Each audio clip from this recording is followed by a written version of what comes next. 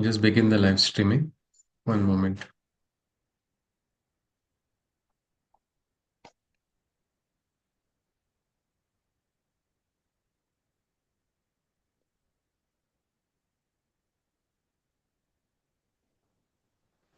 All right.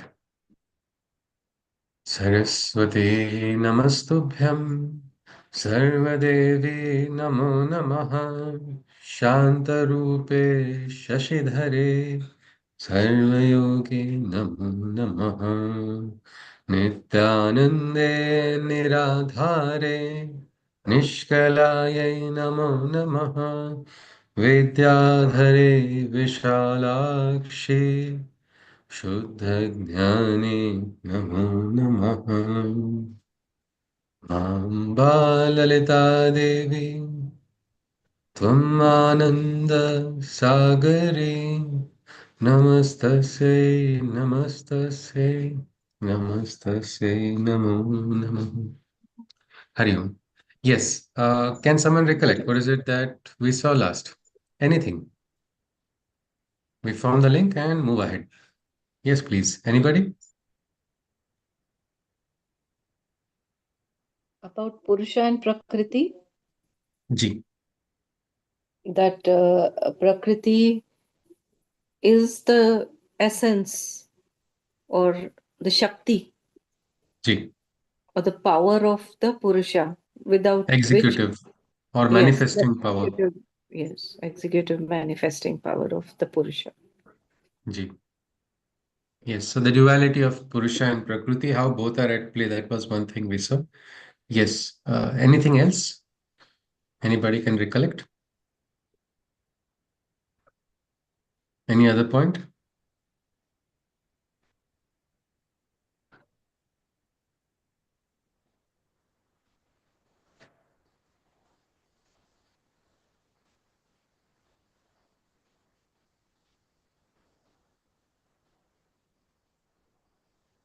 That Yes, all the anything else? four powers, Okay, uh, we got introduced to the four powers of the goddess. Yes, the three approaches are there, but yeah, four powers, which are, we can say, the personalized or individual powers of the divine goddess. The four names, will you be able to recollect, Rachna ji? uh, Maheshwari, Absolutely. Mahalakshmi, Ji, uh, Saraswati, ji, and Mahakali. Mahakali. So, all right. Yes, Rachna ji. Raghunandan ji, would you like to add something, sir? The approaches, I think, are transcendental consciousness, Yes, universal approach, and then individual Shakti. yes, yes. One is the transcendental Mahashakti, the other one is the universal one, and then is the individual, and then the four. And Raghunandan ji just asked one beautiful question before the session. So that was a very relevant question. So if I can request, sir, if you can ask the same again, so everybody can hear it, and we will look at it because it's in reference to the Gita. We will look at some of the things in relevance to that. Yes, So, please. yes, thank you once more. Thank you, In sir. the Bhagavad Gita, Sri Krishna says that as one approaches me, I help him out. In a very Barabar. simple way, he says this. Then we say that there are different forms of goddesses available to us. Hmm. Maheshwari, Mahalakshmi, Hmm. Saraswati, Mahakali, and then you see Sri Ramakrishna also talking a lot about Mahakali in various Okay. forms. Then Ji, you sir. have even Sri Aurobindo doing the same thing. So Okay. then the question comes in mind is where do we, on our spiritual path, where do we follow? Sometimes Ah, you're attracted to one of the goddesses, sometimes you're attracted to the, Sri Krishna's form or Sri, or yeah. I mean, you can also say go beyond the forms and look at it in a light Hmm. form divine, but Okay. technically that's more advanced stage. But even at the lower stage, if I look at it from a form perspective, Right, where sir. do we channelize our Hmm. direction? That is not my Ji, sir. question. Yes, sir. I think that was a very nice question posed by Raghunandan ji.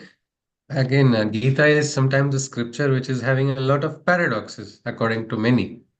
But the paradox is not in the scripture. It is paradox is sometimes in our approach when we Understanding. understand. Yes, somebody was saying something. Yes, please. Yeah. Oh, yeah. So the paradox, when we try to, as Sri Aurobindo says, no, reconciliation of even the opposites. That is where the integral knowledge lies. Where what is yoga? Yoga is what? Union. Union of what? One is we can say one is side is material, another side is spiritual. We perceive these two to be different lives, but then when they become one, we get the realization. Well, that is why Krishna is also called Yogeshwara. Yogeshwara because he's bringing about the union. Many people interpret yoga as only exercise. World Yoga Day, let's do yogasana. So what is Krishna doing according to that? No, he's Yogeshwara in the sense he's a certified yoga instructor. That is what somebody may interpret. But what is this? Because I think Sir said beautifully, it was in the Gita, Krishna has said, whichever way you approach, whichever form. And even approaches, he's saying, I see only Shraddha. If Shraddha is inside of you, that is sufficient for me. He says, Patram Pushpam Phalam Toyam. You offer with Shraddha, that is sufficient for me and it is enough. So if this is the case, which should we approach? And why goddesses? Why different goddesses? I think one thing we see in Krishna Gita also, what Krishna talks about is that, yeah, it's like he does not give any order that you must approach this way. And in Sanatan Dharma, there is a great freedom for us to choose our path. Means there's nowhere else do we get that freedom to, choose your God. This is something like you have so many aradhyas who connects with you, who resonates with you. What this is, spandana, which in your heart is also beating. And where does this beating heart connect with? That becomes your path. And even in the end, after the Gita is complete, Krishna says this only to Arjuna. I have told you all of it. Now I don't order you. I say you are free to walk your path. So, as far as the question of which one should we choose, should we worship Maheshwari? Should we worship Mahakali? Should we worship Ma Saraswati? Should we worship Mahalakshmi? Should we worship Chamunda's different rupa? Or should we worship one Stree form? Should we worship Purusha form? All of this is up to the individual. Interestingly, we see forms getting interchanged also. But the question is then why do we study if everything is just follow your heart? What is the need to understand the power? How do we why do we understand is the biggest question. Means now we are going to start, no?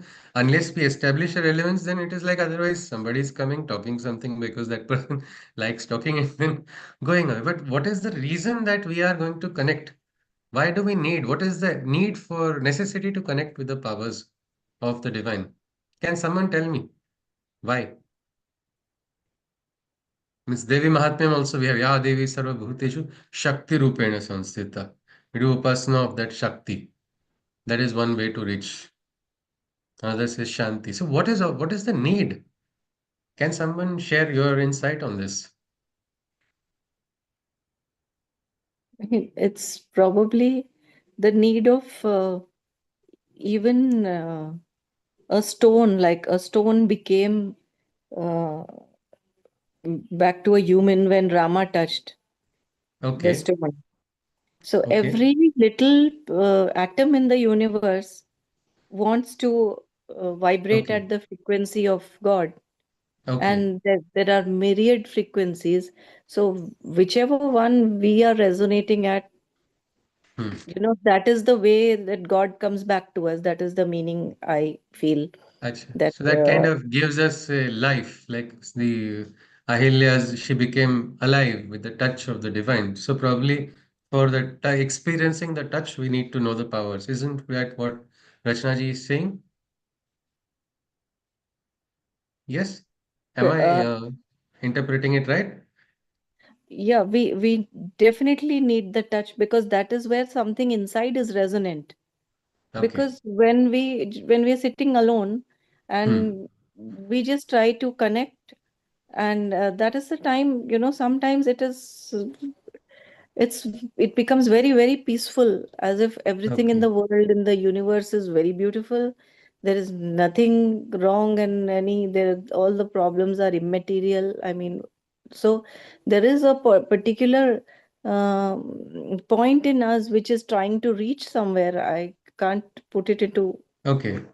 But properly, yeah, but no, no, it has come out nicely. Only that the touch of the divine can probably make an ordinary moment extraordinary. We can experience the joy, we can experience the bliss of divinity. And that is something consciously or subconsciously everybody is yearning, isn't it? Where we are seeking. So, for that reason, that is the necessity.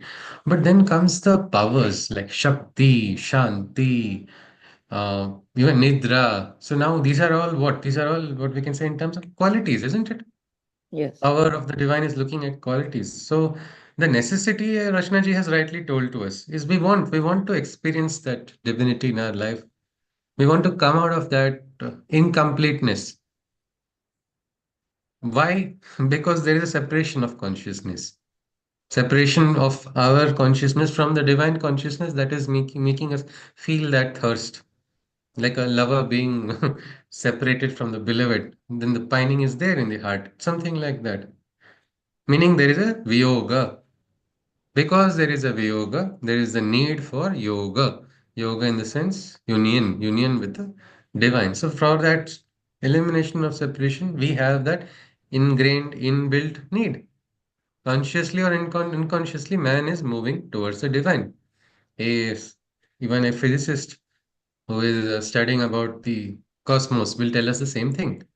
Will say all of you are actually seeking what you are seeking a light that was already being emitted by you. When the physicist speaks like this, it's hey, you're talking nonsense. Philosophy is not making any sense. But then he'll say, no, no, I'll explain to you in logic, which you will understand. He said, see, you were a part of this huge, big star that was emitting light, and then that star burst.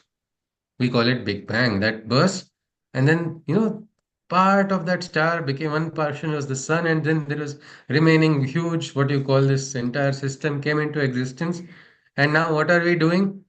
We are seeking that same light, no, which we were once upon a time emitting when we were part of that.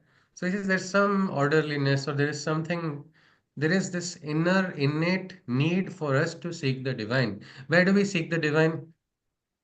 Everywhere. When we like our favorite food, we say, oh, it tastes divine. Now, is it exactly the divine taste there it is? No, best player is called a god of that game. Why is that person called? Because it's suprahuman. So we have a tendency inside of us that is seeking the divine. So I think this aspect of divine, the need of the divine is established. Why? But now the question coming to what Raghunandanji asked, which form or why? Why focus or concentrate on the qualities? As far as the question of which form, I think nobody can decree that this is the only form you should worship or this should not be worshipped by you. yes, I can say my mother is good. You can say your mother is good. But can I say my mother is better than your mother? It's not. It's not. For me, my mother is the best. Just as for you, your mother will be the best. What connects with your heart, that is how you have to connect. And when we connect with the Divine Mother, we understand that that Divine Mother's consciousness is only present in all the mothers. So I will be able to bow to my mother also. I do not feel hesitation in bowing to your mother also because she's again a divine consciousness incarnate. So this aspect of form, it is up to the individual. Which form? Now we will see somebody may really resonate with Maheshwari's form because that is the need. Maybe somebody who is wanting that extreme peace in a big chaos will say, I want Maheshwari's grace in my life. Somebody who is up to no good, somewhere inside of that mind, that person wants to correct but is not able to get that driving force to correct, will say, Ma Kali, come give me one hit and put me back on the right path. Mahalakshmi, somebody who is yearning on seeking for the prosperity, not just wealth, prosperity, beauty, everything in life, that person may connect with Mahalakshmi. Just like somebody who wants wisdom and to learn and grow, we may seek Mahasaraswati.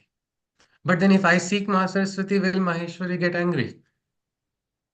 Or will yes, Mahakali, okay, everybody can get angry, no problem, but Mahakali should not get angry because she is the strictest. So will they get angry if I worship somebody else? That is my question. What do you think? You did not worship me. Now I'm going to have noted down. Now remember, even Chitragupt cannot save you. All your good records, bad records, I am going to now take personal interest and intervene. Like we had some professors in college. They would track the answer paper of students they did not like and ensure they fail. That was a very wrong thing. But so will the goddesses do that? Because now they feel jealousy. Or it is nothing like that. It is just the human state of mind. If I worship this, I'm not worshipping the other. So Like, we can think of it like that also. Like if I don't do this, I'll probably get punished. But then when you are approaching with that, then that is what is the channel through which you are going to get the grace also. Maybe the mm, grace will come in the form of a punishment. But okay. if you think of your mother as, caring for you and doing the best for you, then why won't she? When you are a part of her, then Yes. she will also do. So there is another approach where you think that she is most compassionate, and then maybe Mm, you get the compassion that you need okay. at that time. All right. So So, whichever yes, way. whichever way. Yes, Charulata ji wants to add something. Yes, ma'am. No, I want to say that maybe what I feel is that these forms are transformative. That means Mm. like your mother can take different roles at different, she can be your teacher, sometimes she can be your counselor, sometimes she can be your servant, Ha, sometimes she can ha, be your cook. So ha. they take forms and they interconnect. And if you respond to one, they will respond in whichever space you want them to come. They will enter in that space. Okay. So they will enter. But then we don't control them, isn't it? We don't control them like we don't control our mother, but when we Mm. have a feeling towards them, it is Our bhava or automatically something. It's a yeah, innate personal relation which yeah, has a it will stamp just of strike our that approach. feeling to them. It is a control is arbitrary. If I have a feeling for you, you have a feeling for me, it becomes just comes in that way because it works on bhavnas. It is not Okay. something which is So physical. okay, so this is on the emotional level is what Charulataji is talking about, or bhavana we can say. All right, and maybe whether is it higher or supra bhavana, we may look at it. We may look at it in some time as we go inside. But yes, this is true. This route, that route, whichever way you take. Like there is this Ganesh stotram where they say Vidyarthi labhate vidya, dhanarthi labhate dhanam, putrarthi labhate putrar, moksharthi labhate gatim. The one who wants Vidya will receive Vidya. The one who wants Dhana will receive Dhana. The one who wants a child will receive the child. Putra does not only mean male child here, it can be daughter also. Some people wrongly interpret that. See, all your scriptures are only for. It's not like that. For a mother who wants a child, that person will receive that. And for moksharthi labhate gatim, for the one who is walking towards moksha, his journey will receive that gati or will receive that force and impetus. When I was young, I heard I had a question, what if one wants all four? Yes, you can get. It is something, it is up to the individual. So now we can say, at least we are looking at the individual powers because we can relate to them. We can relate to these qualities. Maybe the goddess is beyond these qualities. Goddess may be beyond transactional nature also, but for us, like in Gita, you see there are ways. One is the Akshara Rupa, another is the Shara, means one form which is Paramatman's form which can be worshipped, and then there is the other one which is a formless. Arjuna straightforward asks this question: "Ki, Krishna, tell me which is better." Mm. Krishna is master of diplomacy. He says very clearly, he says, where Shraddha is there, that is the right devotion. This way also, that way also. But very quietly later on in the shloka, he does give a hint. Says those who are trying to worship the formless will also go ahead, will receive. But it's like, it's going to be a rocky route. It's going to be a little bit of hurdles because we are made of form. We are made of Sharira, which is made up of all of just 1 minute, please. Hari, sorry for the interruption. Yeah, so we are made of form, or we can relate better to the form. So basically, these forms are for us.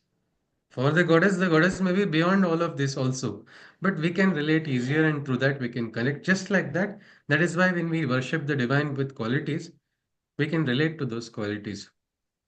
Why they say Shakti Rupena Sanstita Ya Devi Sarva Bhuteshu. Oh Goddess, among all the living beings, you are manifest in the form of Shakti. So through Shakti, I will connect with you. Like that, through Shanti, through that divine peace, I shall be able to connect with you. Namastasya, Namastasya, Namastasya, Namo Namah. So these qualities, or why we are looking at these powers, is because these are manifest, these are pratyaksha. In the Bhagavad Gita also, before even getting the darshana, Krishna is asking Arjuna to see what is the vibhuti. Where are my vibhutis present? Where are my representations? That time Arjuna is very, what we can say, simple and straightforward. He says, oh, no, no, Krishna, just tell me, for me, that is nectar. I don't need to see anything. I don't need to see anything. Just tell me, where can I meditate upon you, or what can I think about you? What forms? And then Krishna gives what beautiful Vibhuti Darshana. I am here. I am Rama. One side he says, I'm Rama. Another side he says, I'm Shankara. In the south, many times there are strong fights between Vaishnavites and Shankarites. So they find a lot of they get a lot of heartburn when they look at the shloka when Krishna is saying he's here also, there also. Because that mind is not yet ready to accept the oneness. So that Dvaita is remaining. But when that gets transcended, but it is important to see this because when you connect with it, when you connect with those qualities, you start imbibing them. That is why if you see there's a symbol of the mother, there are again four powers, isn't it? In that symbol, if anybody is aware of the symbol of the mother, if someone has it, you can share it, or maybe after the session, I will request Priyanka ji to share it. So if you see, there are the four petals of the flower, which are Mahalakshmi, Mahakali, Maheshwari, Mahasaraswati. Yes, sir has it. Oh, brilliant. A little bit closer if you can bring it, sir. You can see all of those beautiful colors around. They are qualities. Yes, sir. Thank you, sir. So this can be, we can look at, these are all qualities which the sadhaks who follow the mother, they meditate upon this quality, and that quality slowly starts entering into them. So there are so many, what is that is the entire, you can say, purpose of all of these. Like why Sri Aurobindo has written about all these powers of the Devi. It is because we can recognize and feel the presence of this. That is why it is approachable, because we have to approach the divine. And how do we approach unless we know the route? If we do not know the route, how will we go? So this is the simplest way. Hold on to those which are palpable, those, what we can say, these vibrations or those experiences, those indications, those omens, all of them we can actually connect to. And so that you shared a file. All right. I'm just trying to open it. All right. Thank you. One second. It is. Everybody's able to see it, is it? I'm unable to open it right now. Yeah, these are the words of the mother about her symbol only. The central circle represents the divine consciousness. The four petals represent the four powers of the mother. The 12 petals represent the 12 powers of the mother manifested for her work. How beautiful it is. It is for her work, meaning for the divine work. These 12 qualities, they are manifest. So through this only the mother operates. So again, one more reason we thank you, Sudhaji, for sharing. So with this, we understand that through these only these are the functional operating principles of the divine, these qualities, and that is why we need to understand them. I think with this introduction, I think Raghunandanji, the relevance is established, sir. Yeah, it's established, I think. Yes, sir. Then I think we will just directly go to a quote of what Sri Aurobindo has said about the four powers. We already saw the names as it was shared to us by Rachna ji. Just let us see the quote what Sri Aurobindo has told.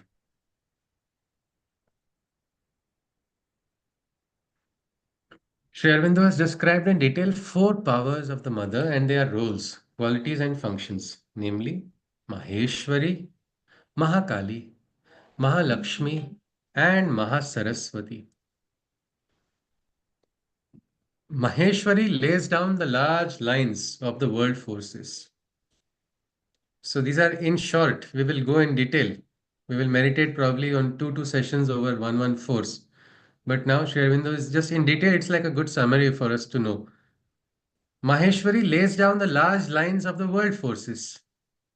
Mahakali drives their energy and impetus.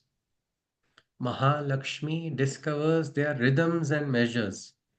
But Mahasaraswati presides over their detail of organization and execution, relation of parts, and effective combination of forces, and unfailing exactitude of result and fulfillment. Just once more, I will read that. Maheshwari lays down the large lines of the forces, of the world forces. Mahakali drives their energy and impetus. Mahalakshmi discovers their rhythms and measures, but Mahasaraswati presides over their detail of organization and execution, relation of parts, and effective combination of forces and unfailing exactitude of result and fulfillment. So, in order of their functionality, these four have been given.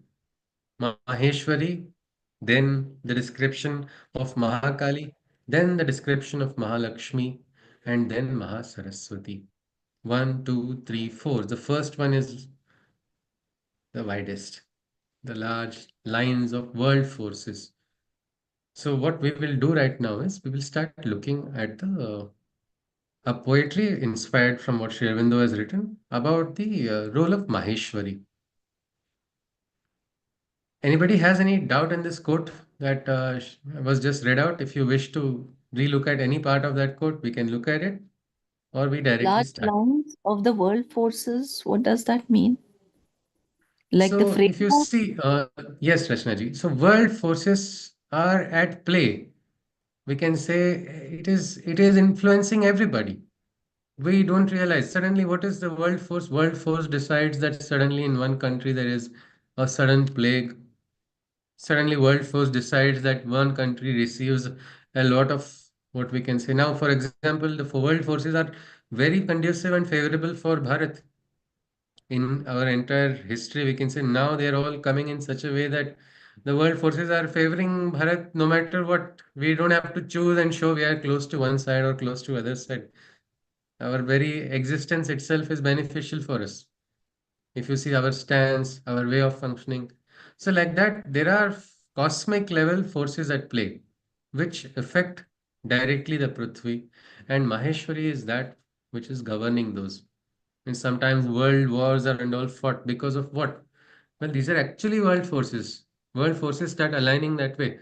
They get triggered by ordinary events only, isn't it? World events also. They start from small ones, but behind what we can say, the wheel of things in Prakriti, that is nature, there are a lot of actions taking place which are not obviously visible to us, to our naked eye, but that is something which governs us. So, Rachna, is that okay, ji? Can we Yes. continue? And I understood Mahakali drives their energy and impetus. So which Okay. way it goes, whether it's destruction or whatever, Yeah, it is the fire Mahakali or the drives. impetus is the fire, or we can say the force behind its movement, no? Without Yes. impetus, it will not move. So this will go and it will either go ahead or it will crash. One of the ways, but the force is there. But I didn't The understand Mahalakshmi discovers their rhythms and measures the rhythms and measures, meaning where is rhythm in the world, Rachnaji? Where do you see rhythm? in the way, say, leaves are arranged on a particular Okay. tree, The or leaves are arranged in a particular tree. We see rhythm in poetry. We see rhythm in life also. If we look at it little, we can see a movement. If you see that rhythm is also, how do we describe rhythm in Sanskrit? We can even call spandana as a rhythm. And rhythm is there in every movement. Scientists have told us that even chaos is now following a rhythmic pattern. What is called the chaos theory talks about for identifying that pattern in it. Interestingly, there's a Sanskrit word for the highest truth. It is called rhythm. which is, sounds like rhythm, but it is something connected with that same thing. And so rhythm is what is on the surface. Means God is called what? Sura, no? The gods are called Sura. And Yes. without rhythm, they are called Asura. Distortion of the rhythm is only leading to Asuric nature. Meaning, by essence, we have a rhythm which is divine. Our human bodies are driven by a rhythm. The moon moves according to a rhythm. The human body again aligns with the rhythm of the moon and it has a similar pattern. So, everywhere we can see this rhythm, and this is in manifestation. This is in beauty. It is in the outer appearance. Lakshmi is said to be Vilasini, alluring. It is her property. So this, because rhythm is very attractive also, isn't it? Yes. So that is where Mahalakshmi operates. And do we look at then Mahasaraswati as well, Ji? Yes. I don't know. The screen Mahasaraswati. is frozen. If you can hear me. Yes, Mahasaraswati. Can we look Yes. at it? Yes. Yes, Yeah. please. So Mahasaraswati's work, if you see later on also, Sri Aurobindo says she is closest and she is because she is like we can say a teacher who is having a student who is just learning how to pass. It is something like that. Human,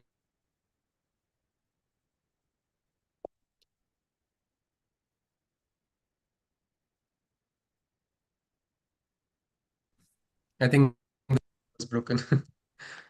Can you hear me? We Namaste. can hear Anybody? now. The screen froze. Yeah. Uh, Okay. Now we can. Hmm. Yes. Am I audible? Yes, please. Okay, yeah. So this aspect of Mahasaraswati, which is closest to all of us human beings, she has to work with what? She has to work with the imperfection of mortal nature, and in that imperfection, she has to manifest that divine consciousness. She has to be most patient. She has to understand the roles. She has to understand our, we can say, inefficiencies also. She has to work through our inefficiencies. Means the goddess does not, means Mahakali will not accept any inefficiency. She will say immediately, she will give her judgment and she'll say no. She will give a punishment also. Mahalakshmi will see there is no rhythm here. Is no point for me. I will not come here where there is no rhythm. She leaves. Maheshwari is too vast because she's working on the higher principles and highest lines. But Mahasaraswati, that is why her description was definition, Sri Aurobindo has extended her role by explaining she has to work in detail. She's like creating what we can say the ground for all three powers to manifest. And that is why we will look at her last. We will first look at Maheshwari, then we'll look at Mahakali, then we see Mahalakshmi, and then finally Mahasaraswati. So what I'll do right now is I'll just try to share an image, which is a AI generated image. It is about Maheshwari. I would request everyone to just look at it and tell me what do you feel looking at this?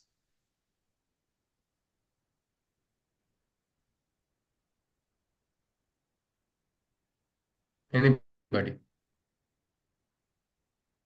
It is inspired from what Sri Aurobindo has actually written. Those exact aspects were taken into consideration in developing it. Can someone just describe that? What does this connect you? What does it tell you?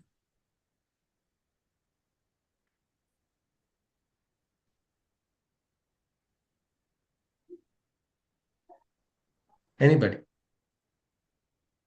And, as Sri Aurobindo said, she is laying down the world order. G. Everything seems to be very orderly, Okay. whereas uh, whereas under her ethereal form, there is a lot Mhm. of turbulence. I Okay. don't. There is a whole lot of turbulence, and everything, the entire cosmos is present. Okay. All right. Yes, Rachna ji says she sees the orderliness and she also sees certain turbulence. Okay, that is one what Rachna ji has said. Anybody else would like to add? Almost looks like a calmer version of the Vishwarupa. Okay. Vishwarupa, because it is Virat, isn't it? It is vast. And yet, we know how Arjuna was so scared looking at the Vishwarupa. He said, no, no, this Ugra Rupa. He says, Pranam. Again and again, he says, Namaskaromi. He says, Pranamami. Again, from the front, from the back, whichever side, I don't know where you are, because that Vishwarupa was breaking dimension, but it was creating a fear sense. But here we don't see that fear, isn't it, Ji? It's calm, it's peaceful and vast also. Yes, so this is one more property we can say. Calm, peaceful, vast. That is what, and I think all of you who are, you have not read the description, isn't it, yet of what is Maheshwari? You are No. looking at saying it directly from the image, no, what you are feeling, isn't Yes. it? All right, Yes. let us see if it is resonating with what Sri Aurobindo had felt about Maheshwari. Yes, please. Anybody else would like to add some more? What else do you see? It is looking above, means like last time you shared Ma Saraswati image. It is on the surface, like from a river, arising from river or river. Like this Yeah, is looking like at cosmic level above. above, isn't it? Yeah, Not very close to human beings. It doesn't close to look close, human being. no? Yeah, yeah, it is above. It's like mind blowing, beyond the understanding. This is all in the cosmic level. These are some ethereal Cosmic birds, and level. everybody is praying, but they're too far away. Yeah, yeah, at Okay, distant. at a distance. Okay, Dr. Vaishalaji says this appears to be at a distance. Wonderful. That's another great point that we have seen. Anybody And else would like to is, add? Can is I the add? chariot indicative of Arjuna, Krishna Arjuna? Yes, I'm sorry, I'm unable to see who is speaking. Can you just, because I'm sharing, I'm not able to see. Let me, yeah, please tell me. Yes, Is the chariot whoever was speaking, indicative please of the continue. Krishna? Is the chariot indicative of the Krishna Arjuna Samvad? Very much, very much. Yes. But even that, Maheshwari looks quite far away from that Samad also, isn't it? Yes, yes. She looks very She's far there. away She's from there. She's in the everything. backdrop. She looks very far away Yeah, from yeah. everything earthly because there are some Everything earthly. mountains, like it seems like it's the earth, and Yeah. Yes, yes, yes. There's a Uh, cosmos, there is everything. The galaxy is also there, everything. It's just breaking our can I dimensions of understanding also. can All I right. add Yes, another thing? Rajna. Another thought? Yes, please. Yes, ma'am. Yes, Charita ji. So, Yes, please. so I feel that there is a system in the order as well. There's a hierarchy. There's a different job Okay. allocation. So in that energy level, that is also there. That it's not same job for everybody. Same energy is not It is imparted to not? everybody. There is the same Okay. energy is not imparted to everybody. There is a difference in what is given. In gradation Uh, of consciousness, maybe yeah, each person receives. yeah. Okay, Sharuta ji says it's like each person is receiving according to their consciousness, but from hers, it is there's a gradation. All right, And not only yes, the ji. person, there are these birds which also getting their share. They're also, communicating. So we can say all Jiva, Jantu, everything, not just the human beings only. All Hmm. right, so But she's but only governing that. birds are there. Only birds are there, nobody else. Yes, Aditi ji, sorry. I'm saying that only birds are there, so are they symbolic about something because no other animal. There is a symbolism in birds also. We see the swan also is having a symbolism, each of these birds, because they fly. Flight of what? Flight of consciousness. Flight of consciousness towards what? Towards the highest consciousness. Ramakrishna Paramahansa. Which great Paramahansa? It is that Rajahansa. Rajahansa moving where? Towards Manasarovar. Towards that supreme abode of highest consciousness. So Aditi says yes. And who Maybe is it on is the having. chariot? Who is on the chariot? Is it Huh? Maheshwari only or somebody else? Sorry? I was asking that who is on the chariot? It is because it is an abstract one. We can decide. No, Okay. you can give anybody's Okay. name. It could we could also be on the chariot if we want. This is our interpretation here. But yes, there is this. This is I think everybody is anybody wishes to add further. We look at it, and I think these are all the perfect descriptions of Maheshwari's powers. What I am saying is, I think it will become proven after we complete this study, because then you will tell me after this study whether it was exactly as what everybody perceived it. Each one perceived differently. Each one perceived a different aspect or different facet. But let us see if Shri Almost, Aurobindo, what he says is the same thing. Yes, please. Somebody wants to add something? Most welcome. so almost like conducting an orchestra. I mean, her hands are also like the Ah, grace is flowing through the entire cosmos. That's her yeah. stance. Yes, yes. Her robes, we can say that her robes are only becoming one with the skies. Very There was a beautiful. beautiful quote which I had read when I was in school, which went over my head. But that quote did give me a lot of peace. It was attributed to the Buddha. I do not know exactly if this is there's some scripture which confirms that it was said by Buddha, but it's attributed to that. It had said, when you realize how perfect everything is, you will tilt your head and laugh at the sky. When I read that quote, there was nothing to laugh at for me. I was quite confused in my own head. I had no clarity, but I was like, what is this? This can mean only two things according to my logic. Either the person is mad who is looking at the sky and laughing, or the other one is he's found some big answer to a big existential or big question, and that question is being answered in a very favorable manner, which is evoking a laughter of Ananda. It was something which I did not understand for a very long time, but this quote itself gave me a lot of quietude, and I decided, yes, let us also at least try looking at the sky when we are very disturbed, because man will change, friends will become different, the skies will not change. The skies every day change, but that piece of the sky is not going to be, you will not see, you will not see anything different there. So that was something which I felt. And afterwards, I did recognize what was the meaning. It was about how this person is understanding the means it was about Gautam Buddha. He has understood how the in the Kala Chakra there is a movement of consciousness which is happening according to some Ishwariya yojana or a divine happening. There is something. Now different aspects people will interpret differently. But I think enough of looking at this image right now. Let us enter into what is the power of Maheshwari. So we will now begin.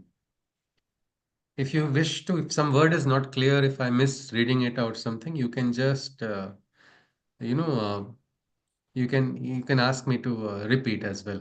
It is just a 36 line poem, which I'll also try to share as the idea had come from Sudhaji. I'll just try to share it in the chat if it allows me.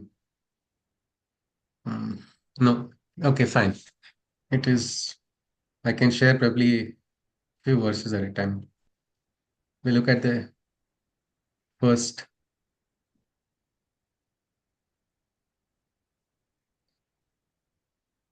Yeah, I think it is visible here.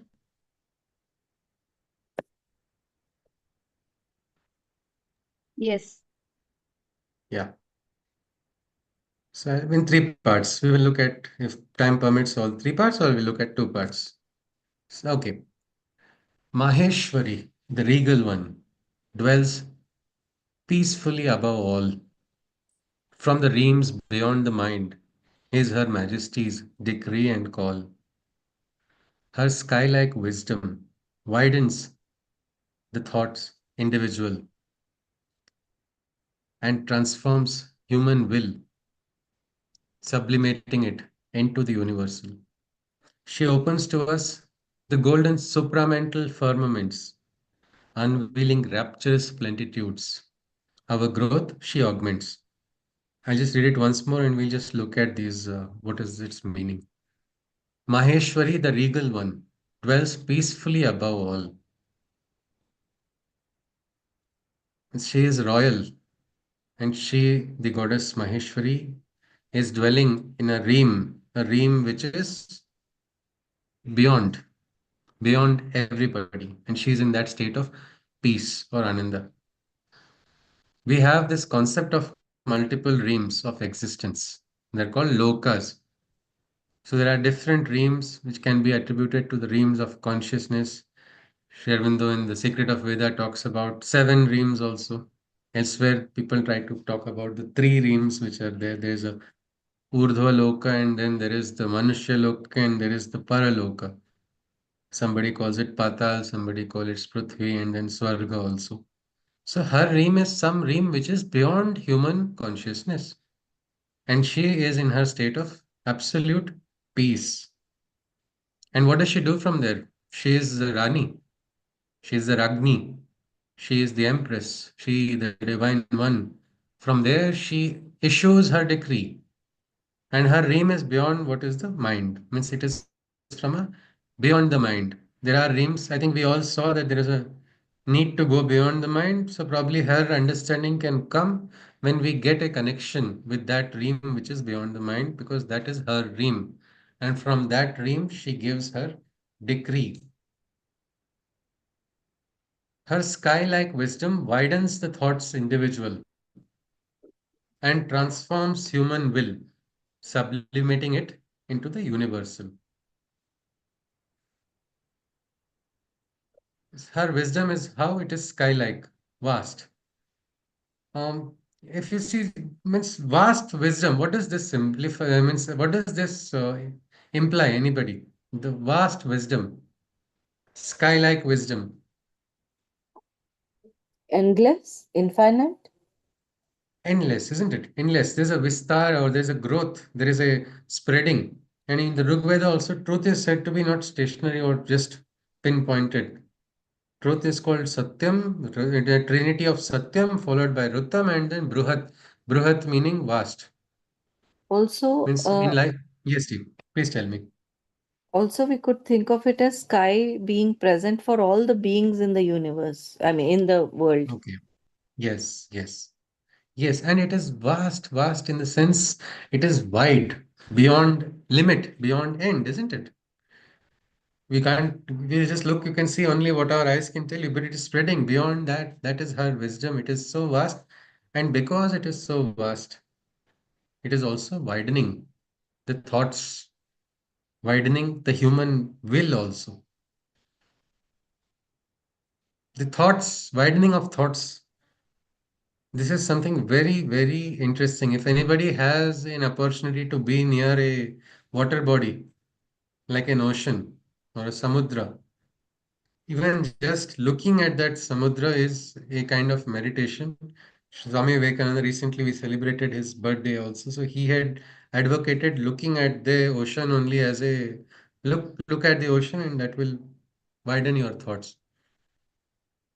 If you go and stand in front of a samudra, what will you see? You will see you will see waves. Waves. How many of them? Endless, endless, coming, going, coming, going. Each one wave is different. And if you see entirely, or just you don't see, you see the horizon also, and you still see everything is stretching beyond your understanding. It makes us humble. It makes us calm. It makes us recognize something, something which is beyond us. And if you're able to focus, you will see widening of the thoughts. Widening of the thoughts is also directly indicated with the widening of consciousness. A narrow-minded person has only narrow thoughts. Such a person cannot progress. Such a person cannot grow. When a person has wide thoughts, the world becomes his family. Ayam nijaha paroveti ganana laghu chetasam. This person is mine by blood, by relation, by choice, by XYZ factor. And that person is not mine, that person is another person. This is what we call the narrow-minded thought. But the mind which is udara, which is wide, what does that mind say? That mind says, Vasudhaiva Kutumbakam, Udara Charitanantu Vasudhaiva Kutumbakam. Meaning, as your thoughts grow universal, your personality also becomes a global personality. We talked about Swami Vivekananda. He had crossed the seas to go to Chicago, to go to USA. So many people with narrow-minded thoughts said, "No, you are doing wrong. You are even by traveling, you are doing a sin." And there, his consciousness was so wide for everybody that his very introduction, when he introductory words gave him a standing ovation. My brothers and sisters of America. When he said that, they were all surprised. How can you call somebody else from another country? We all know about boundaries. We know boundaries of this nation and that nation. That boundary divides a person. But here is a mind which is able to easily rise beyond it. So these are all what we call wide thoughts, wider thoughts as we go in.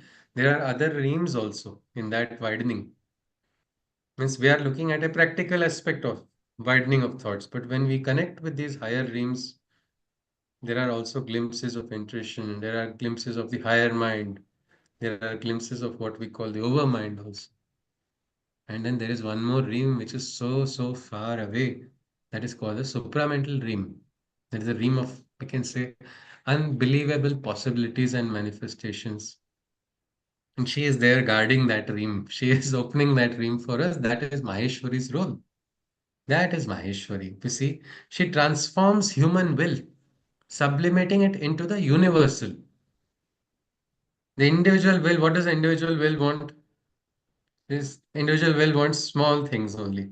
See, I want a family, I want this 2 BHK in this particular city. I want this much amount of balance in my account. I want this name, I want that. That's how everybody runs after.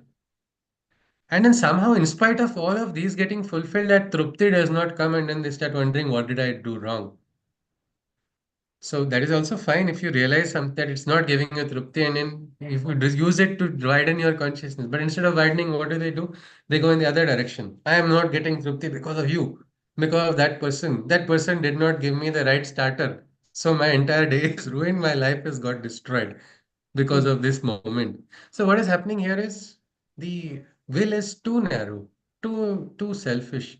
It is not able to rise beyond what we call desire level, beyond the level of indriyas, beyond the level of senses. Where will the higher knowledge come? For a drunkard, what is heaven? Anybody? Can someone For describe the heaven of a drunkard? For a drunkard, drunkard, what is heaven? it's his drink. Unlimited supply of alcohol. That is a Swarga Loka for him, isn't it? Because that is the mind. It cannot go beyond it. Not recognizing how much harm it is doing to his body, not recognizing how much harm it is doing to relations, not recognizing anything, because that is the mind which is trapped in the lowest consciousness of the senses and indriyas, bodily consciousness only. Bodily consciousness will seek ananda or seek swarga in bodily sensations. But after a while, the sensations also stop working properly. Then people get frustrated. What is it? What is ananda then? That question is never answered. But the one who is wide, whose will has risen, Get into the that person is able to go beyond what is the universal. And in this universal consciousness, as one rises, we see oneness. We see, I think Usha Maji also gave beautiful explanation of the four muktis. So one by one, we start experiencing higher realizations. What we understand or we read in the books or what we think as fantasy suddenly start becoming reality for us. We begin to get intuitive glimpses. We begin to get clairvoyance. We begin to experience all of these things which we thought was impossible for human beings. Means there is one sukta of I think it is Rishi Bharadwaj. He is invoking Varuna, and he talks about Vedana was Samudriyaha, and he goes on everywhere. And that time he says, Varuna, I saw your chariot going in the sky. And he's able to say, Varuna, you are also his Varuna is also vast. And he is powerful. In the Rig Veda, the role of Varuna has some similarities with Maheshwari. And he says, Varuna, your spies are also among the people. I can see you are sitting in this throne, which is close also. And that time he asks, what does he ask Varuna? He says he asks for freedom. Freedom from three bonds. Which are the three bonds? The bonds that tie one below, the bonds which are in the middle, and the bonds which connect one to the upper rim also. Meaning absolute mukti, and that is what he is asking for. Now, how did he understand this? How did he recognize this? So many thousands and thousands of years ago, this realization comes from a higher consciousness indication. It is a clear-cut indication of our Vedic rishis have they had accessed these conscious states. They have left these suktas because they want their descendant. It's like a father has given a will for the child, but that child is not opening the cupboard only to open, not opening the cupboard. That will is lying there. And such a big inheritance is there, but it is not being opened only. It is something like that. And here, this goddess, she is there in that form. Why is she there? She is going to make those supramental truths accessible to us. What is this supramental? You can say it is higher than the mental, at least that much we can recognize at this moment. It is something which is brilliant. It is something which has so many possibilities of manifestation. Those can enter if it is she opens those doors. And what does she do? Because of opening, unveiling rapturous plenitudes. Our growth she augments, meaning she is supporting our growth. She is the Adhar for our growth also. Like the sun, which is so far away. Yet that warmth of the sun is only coming to us, helping the plants grow in our garden. It is also giving us ourselves strength. It is giving Chetana. It is giving, confidence. So many things come just by looking at the sun itself. That is so far away. And yet from there, like that, this is the role of Maheshwari. She is augmenting or supporting the growth of a human. If we continue, her might empowers us to a glimpse of her forces immeasurably powerful. Her plenty walls hold timeless treasures, miraculous and bountiful. Means her might is so much that it is suddenly making us to take one step back and see her forces which are at play. You're able to understand some things which are it is pushing you out and forcing you to see it. That is her vastness. Suddenly, when we see something surreal, we're not able to understand what happens. We open our mouth, isn't it? We gape suddenly. Oh, what is this? Because that is the awe that is inspired inside of an individual in front of that brilliant power. And her plenty words, meaning she's got Akshay Patra only. She's got so much in it. There are treasures which are timeless, they are miraculous, and they are bountiful. She is calm. She is a calm sea, ever tranquil in her serenity immaculate. Meaning she will not be disturbed. She is going to remain in that huge, great calmness. This is her special quality. This is her quality of vastness. Means at least if we just try to connect with that calmness, we get 1.1% or 0.5% of that. Some, what we can say, infinitesimal fraction of that calmness can make our life peaceful. Anxiety will disappear when we recognize that divine is at play and we understand. Sri Aurobindo has also told it is only in the calm that the divine works. This calmness is her trait, absolute calmness. You want to experience influence of Maheshwari? Just invoke her presence in a very difficult meeting or in a difficult situation of life. And suddenly watch how the calmness enters into you. All we need is to be receptive. That is all. But she has this trait. She has that great force of peace. That is also a force. That is a calm one. And it is her purity which is perfect. It is spotless, blemishless. That is hers. She holds knowledge. She holds the knowledge of all. And ergo, she is peace incarnate. Means everybody's what is going to happen. Means even again, this reminds me a lot of that Varuna Sukta. If I can find it, I will. I think it is shared in the group also. Priyanka ji shared that book. There is a Sukta for Varuna in it. In that, you will see how Varuna is also aware. He is aware of everything. He is aware of the moons that are yet to come. Meaning, we can say Trikala Tita, no, what has happened, what is, and what will be. Somebody who has got that higher consciousness can understand. Sometimes young children get surprised. How did the parent know this? Because children want to play some prank, but the parents are already very experienced. So they just sit and smile. Ah, acha, bachu, you're going to do this. Okay, okay, fine. And then they suddenly get surprised. How did you know? How did you know? But that is that consciousness which comes from that high experience, and that is the experience that Maheshwari holds. And that is why she is peaceful. And because of this, this is sometimes a little difficult for us to understand. It is difficult for us to recognize because unmoved by events and unbeguiled by nature's ignorance, what was, what is, and what will be. She knows manifestations, every nuance. She is not going to move from her state of peace. If we cry and we just ask and all that, we'll think, no, no, no, we cannot. It's like me crying for chocolates from my mother as a child, not now. I don't have to cry now for chocolates. I can go get it myself unless I'm banned by my teacher. But here, this aspect is the mother, divine mother Maheshwari is going to not move from her state of calm just because we have lost all of it. Because she understands, she knows where there is truth, where truth is not there, where truth is raw, where this is not yet, this consciousness has not ripened. All right, then I will not function. Means her functioning is means calmness is one essential condition for us to reach her and experience her. She is not fooled by ignorance of nature. Ignorance fools us a lot of us, no? Many times somebody takes advantage of our ignorance in nature. Somebody knows you are emotional. Best they will say they will play they when somebody knows you're emotional, you will be the victim of every emotional card in the world. Because that is not yet ready. So everybody knows how to take advantage, and that is a lower transaction. She is very high and she cannot be fooled by these kind of emotional plays. She's a little bit beyond all of it. She's beyond this ignorance. She knows, she understands. She sometimes understands that, this person now has to fall. If we will feel anxious, we'll feel worried. She is going to remain in calm. All right, fall on your face.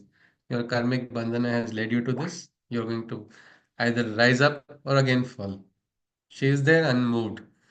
That is why they say she's quite far because in our general consciousness, we don't fully understand it.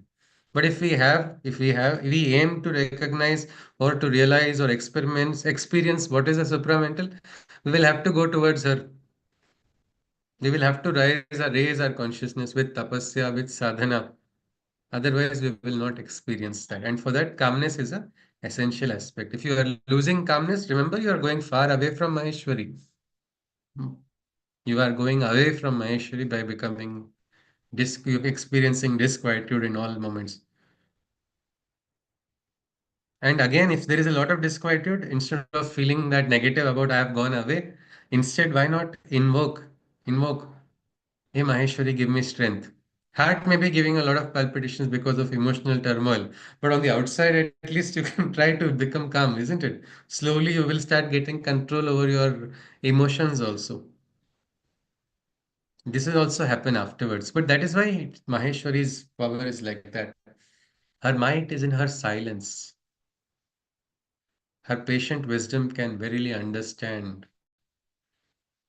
This is also beautiful, the aspect of silence. Maunam is there's a Sanskrit phrase, Maunam Sarvartha Sadhanam.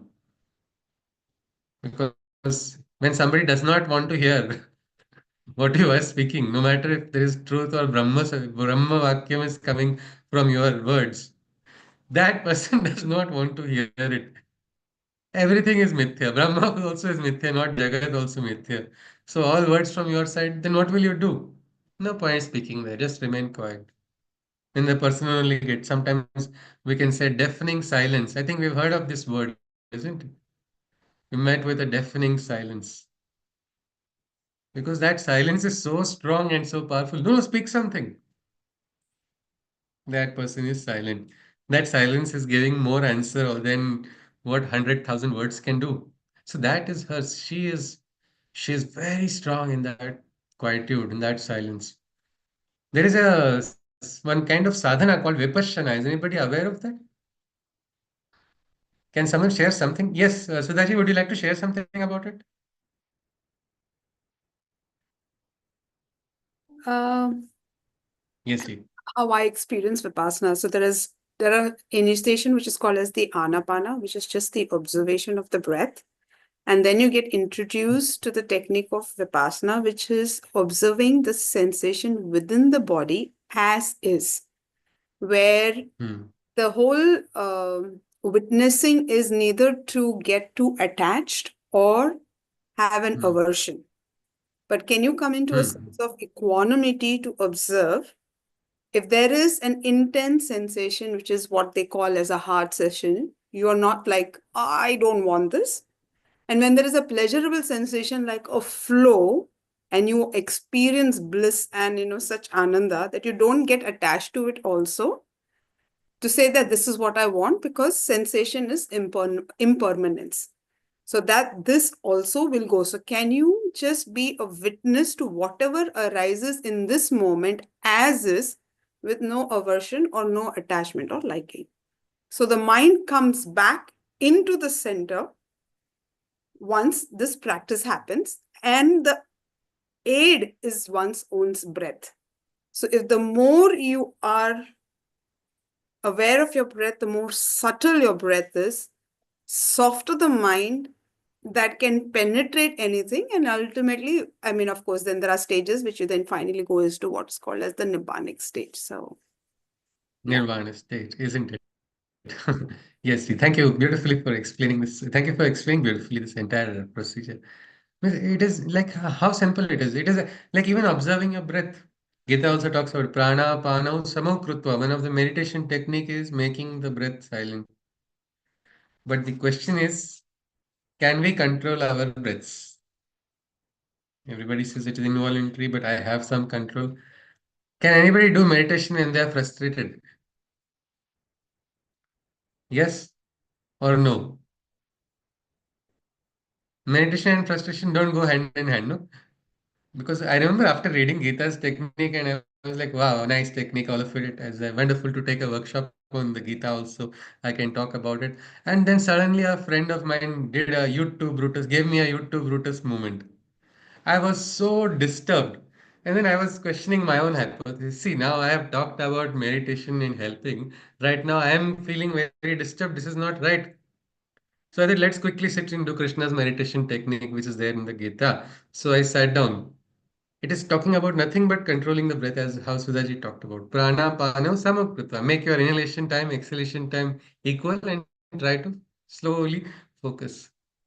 But what was happening was I was breathing heavily. It was going on. I was angry. I was so angry, and I thought, I cannot enter into meditation. I cannot. I'm feeling very disturbed emotionally because it was from a most unexpected quarter. Like, what? This is betrayal. What is the meaning of this? But then I have to meditate, and you will not believe it took me half an hour to go quiet. Half an hour for me to just enter into the state where I can just control my inhalation and exhalation. Because this is where we get attached. We get attached by expectations, so many things. So this Maheshwari's force cannot be recognized. And you will not believe I got the most peaceful sleep after that half an hour. I did a meditation only for 15 minutes when I became quiet. But after that, it was such a quiet sleep. And the next day, something brilliant called Krishna's Butter Project, some big moment took place and it started, and it really changed my life also after that. So what, at least it was like that moment of becoming quiet was so important. And this is where we need Maheshwari's presence and guidance and her wisdom. And her wisdom is in that silence.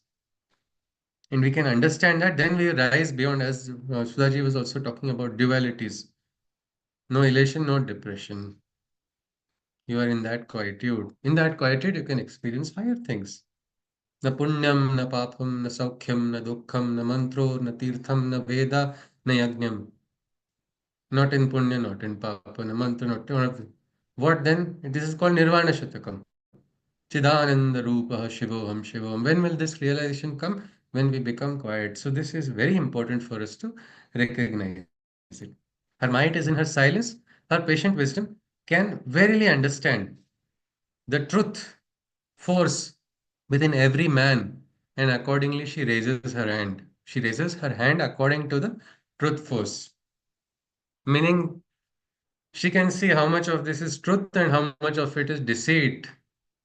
This, if we want to also understand who is cheating us, who is being deceitful, who is being truthful, keep your emotions aside. Call upon Maheshwari. Ma, give me that. It's easier actually. That is why approachable mother, because mother does everything for you if you ask. So you just have to become the child of the mother and immediately she will take care. So invoke this force of Maheshwari. She is able to see correctly and then she raises her hand. This is the Abhaya Hasta. We do not know what it can do if it decides to give danda also. but she raises hand according to the truth of that person. Impartially, depending upon the individual, she passes her judgment. What is it? Some are blessed. Blessed with what? Some are blessed with a rise in consciousness. Some are blessed with a rise in consciousness. Some a punishment. Those who are not having truth inside of them. That is why people, most of them who fear God are because they fear because of some aspect of them which is not true. There is something inside. A clear heart has no fear. Young Nachiketa's father said, okay, he didn't exactly say go to hell, he said go to Yama. And he immediately says, okay, I've done nothing wrong, but my father wishes I'm willing to go to Yama if this is the divine will. Maybe divine wants something to be realized by my moving towards Yama. I will go. So this clear-hearted child goes all the way to that route. He follows that route. That is where he gets what we call the flame of Nachiketas. Means that truth has got a stamp of Nachiketas' name. They call it Nachiketa Agni. The Agni that was received, that high wisdom that was received by this young boy directly from the God of truth, Yama, upholder of justice, upholder of truth, upholder of life and death. That is how it is received. So this is what she does. Some are blessed with a rise in consciousness, meaning she will raise. Krishna also in the Gita talks about the same thing. Dadami buddhi yogam tam. I will give you that buddhi, I'll give you that wisdom, I'll give you that intellect which will make you unique. It will be my touch. We say that is the power of grace, isn't it? Mukam karoti vachalam, panghum langayate girim. It's like even the dumb can eloquently start speaking by the grace. So this is what the grace can do. The grace can raise the consciousness of some people, but for some they receive a punishment. In the wise, she increases their wisdom's luminance. So in wise, what she does? She increases that wisdom. She increases the teja in that individual. That is Maheshwari's. If you want to a simplified example, in your room, you're getting a higher wattage bulb. What is it going to do? It's going to make things much more brighter, much the clarity. We can say Sat, Asat, Vivek, Buddhi will become so firm, so strong inside of that person. He's able to discern this is right, this is wrong. That is what she's going to increase the clarity. That keeps on increasing. And now we go to the last part, and when we'll stop here. In those who can see, she gives her divine guidance. Those who can see. See what? Those who can see the truth of things. This aspect of being able to see. Somebody who is able to see the truth is also called a drashta. Krishna says, Yaha pashyati saha pashyati in the Gita. So this ability for someone who is rising in consciousness, that person can see through deception. Through the cloak of ignorance, the truth can also be visible. That is the wisdom, and for them she gives even greater blessings. So this is we stop at this 18th line of this 36 line poem of Maheshwari. We will in the next session look a little deeper. But this is what we are seeing, and these powers of Maheshwari, I think if we understand it, aren't they relevant? What we are seeing, isn't this an important facet in our life? If we can add anybody, if you can just share your insights and probably also a summary after that, that somebody else can also share. Yes, this relevance, isn't it relevant to us to understand this? Anybody?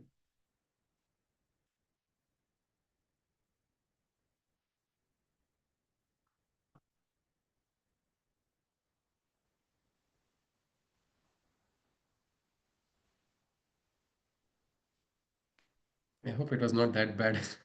Yes, please. Anybody, what if you can something, what do you feel? Is it relevant? Is it? Please feel free to unmute. My screen is freezing, so I'm not able to see. You can please unmute anyone. Um, so the goddess actually has so many qualities, like the first of which is calm, and she shows us how we can come to her via these so-called ways, sometimes through calm, sometimes, um through peace. She's peaceful, she's calm, she's silent. So uh, she's patient. So she's indirectly being all this. She is showing us what are the things that are like in mother's symbol. It's showing all the qualities that are required for her present work. So in this work, she's also showing um, what are the qualities that we can imbibe and thereby start resonating with her so that she can pass her wisdom. Only when we are at a certain resonance with another being can we receive the truth. So to receive her truth, we Yes, have to first keep on imbibing. First, we have to know who she is, and then only we can yes, think of imbibing those things, and that will be a rise in our consciousness. Slowly, we can aim to resonate with that and yes, receive her guidance. yes, Rachnaji. Thank you for that summary. So this, she is vast, and her vastness is required for us also to become, we can say, wider in our consciousness, to experience that truth. And probably we have to all reach that highest state of consciousness. That is why we are all born. So that she will only have to give us the grace. So we'll have to begin to start understanding her better. And that even the supramental realm, which is that way far away we may feel from us, that will also be visible to us. So yes, can someone just summarize a few things? I think Rashnaji also summarized a bit, but if you can, we'll look at it in a couple of minutes and then we conclude. Yes, please. I think I've short the time also. I'm sorry about that. Yeah. Yes, please. Anybody? We saw the necessity to connect with mother first, and we found that separation of consciousness could be one of the reasons where we start off with trying to, meet up with it. Then we saw that we discussed the form of divine. Where do we go? Then we said no form is fixed. We can choose any form and we can follow any form to proceed on these lines. What connects with the heart was more important. Then we saw the four powers of Maheshwari, Mahakali, Lakshmi, and Saraswati. Maheshwari, there we say the lines of forces play an important role. I think in Mahakali, it was the energy power which is important. Mahalakshmi, it was the rhythm and workings. And finally, in Saraswati, it was more of an execution which was important. Then we looked at the complete picture of Maheshwari, and then some of us had certain feelings about her. One was like somebody is laying down the world order, and there's certain amount of turbulence in the side. Someone felt there's a calm picture giving a Vishwaroop Darshanam. Someone felt it's like a cosmic picture, which I also was more convinced, It looked like a very cosmic thing out there. And then we got into the poem, and then the powers of Maheshwari we saw. I think 18 lines we went through the poem. I think we Yes. started off, she's at the Jeez. highest level of consciousness, and then she's beyond the mind, and then her wisdom is vast. Then there is a, if you have to access supramental, then you have to go through Consciousness. Maheshwari and come there. Then she also supports the growth of the individual. Then she's like an Akshay Patra. You said she's open to giving everything to us if we approach her in the right way. She's calm and vast. Her knowledge is extremely vast again, and this is made available to the person who wants it. She's able to rise people up in consciousness, and at the same time, if somebody is not correct, she can push him down also. That is also Uh, a punishment is yeah. there. That's what Yes. you. Yes. And then Yes. So this, this I think we saw more about the rising. We did not see the punishment aspect of yeah, Maheshwari. That yeah, will probably be in the next part. We will yeah, see. Mm. yeah. That's it. Yes, sir. Thank you, sir. Raghunath. That was a beautiful summary. So we have seen the vastness, and this vastness, vast divine Maheshwari cannot be fooled. So how do the asuras fare with in the grace of Maheshwari? How does that work? That we will see. We will look in the next verse. workshop, and probably we will be ready to complete the what we can say the description of the powers of Maheshwari, and then maybe brace and be ready for Mahakali. All right. With this, we conclude with the Shanti mantra. Hari Om. सर्वे भवन्तु सुखिनः सर्वे सन्तु निरामयाः सर्वे भद्राणि पश्यन्तु मा कश्चित् दुःखभाग् भवेत् हरि ओम तत्सत् कृष्णं वन्दे जगद्गुरुं हरि ओम पुनर्मिलामः we will see you again on Thursday. Yes, please. Namaste. If any queries are there, you are welcome, or we conclude. Hari Om. Hari Om.